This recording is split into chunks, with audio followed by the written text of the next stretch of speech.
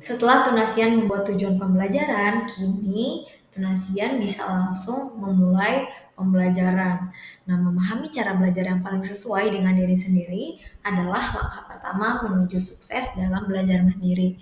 Tunasian bisa mulai tanyakan kepada diri sendiri nih, metode belajar apa yang cocok untuk saya. Kemudian Tunasian juga bisa refleksi saat zaman sekolah dulu, guru mana yang kira-kira menjadi favorit dan kenapa guru tersebut menjadi guru favorit Tunasian, apa yang membuat mereka istimewa. Dari hasil refleksi tersebut, Tunasian bisa jadikan hal tersebut hasil refleksi tersebut dapat Tunasian jadikan untuk bahan implementasi pada pembelajaran mandiri Tunasian. Atau kalau Tunasian masih bingung, Tunasian bisa mengenali gaya belajar masing-masing dengan menggunakan teori gaya belajar dari Solomon Valeder. Nah, Solomon Valeder ini mengungkapkan 8 jenis. Atau Tunasian bisa mengenali gaya belajar masing-masing dengan menggunakan salah. Atau kalau Tunasian masih bingung, Tunasian bisa mengenali gaya belajar masing-masing dengan menggunakan teori gaya belajar dari Solomon Felder. Solomon Felder ini mengungkapkan ada 8 jenis gaya belajar yang akan kita kupas tuntas di video berikutnya. Nah, teman-teman semua, sekarang kita bisa mengetahui gaya belajar kita masing-masing hanya dengan menjawab beberapa pertanyaan dan otomatis gaya belajar teman-teman akan diketahui saat itu juga loh. Gimana caranya? Teman-teman tinggal akses link di bawah ini, nanti aku sediain di bawah video ya. Kemudian nanti akan muncul tampilan seperti ini.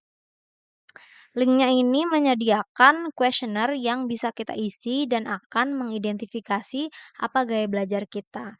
Nah, web ini full English, tapi tenang aja karena bisa kita translate ke bahasa Indonesia.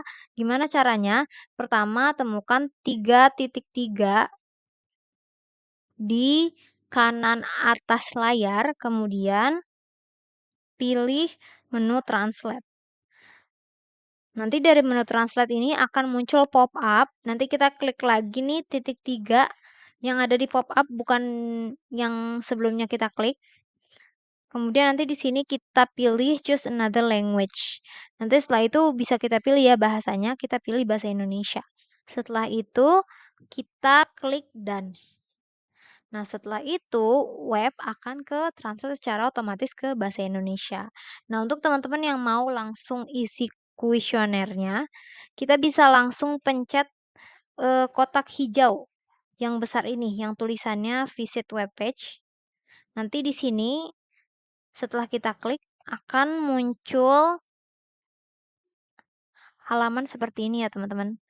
Nanti ada total 40, kurang lebih 45 pertanyaan. Teman-teman jawab pertanyaannya, jangan sampai ada yang ketinggalan, karena kalau misalnya ada yang ketinggalan, nggak bisa lanjut ke halaman selanjutnya. Setelah itu, setelah selesai, kita kirim, nanti kita klik berikutnya sampai halaman keempat. Nanti setelah selesai ada tombol kirim di sini, nanti kita kirim. Kemudian nanti akan muncul hasil seperti ini ya, teman-teman. Nanti akan muncul hasil seperti ini ya, teman-teman. Jadi mereka akan mengidentifikasi kita ini gaya belajar aktif, apakah reflektif, apakah penginderaan, apakah intuitif, ataukah visual, apakah lisan, ataukah berurutan, apakah global. Nanti di sini juga ada deskripsinya tentang apa itu gaya belajar yang kita dapat. Atau teman-teman bisa explore lebih lanjut terkait gaya belajar lainnya, bisa klik di sini atau di sini dan juga implikasi dari preferensi gaya belajar kita. Seperti itu.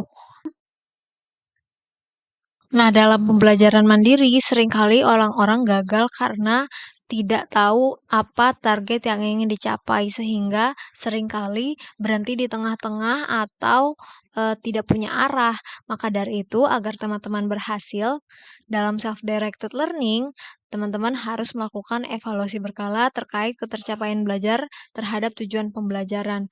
Nah, untuk mendukung proses evaluasi diri ini, ada beberapa hal yang bisa dilakukan oleh teman-teman. Antara lain, yang pertama, dimulai dari self-reflection. Teman-teman bisa mulai bertanya pada diri sendiri, bagaimana saya tahu bahwa saya sudah belajar? Kemudian, apakah saya percaya diri dalam menjelaskan materi? Dan kapan saya tahu bahwa saya sudah cukup belajar? Nah, pertanyaan tersebut mengindikasikan bahwa teman-teman perlu nih untuk membuat indikator yang jelas dan terukur agar teman-teman tidak terjebak dalam opini pribadi. Atau kalau misalnya teman-teman masih bingung, teman-teman bisa minta feedback dari rekan kerja atau atasan karena merekalah yang merasakan hasil langsung dari pembelajaran yang dilakukan Tunasian. Mungkin langkah-langkah sebelumnya terasa terlalu rumit untuk Tunasian. Nah, jangan khawatir. Tunasian bisa mulai perjalanan belajar dengan mengikuti kursus online.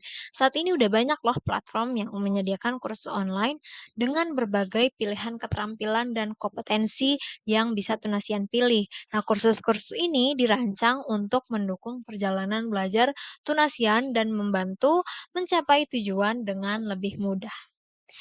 Beberapa pilihan course online antara lain Coursera, LinkedIn Learning, IDX, atau yang lainnya yang bisa teman-teman temukan di Google sesuai dengan kompetensi yang dibutuhkan.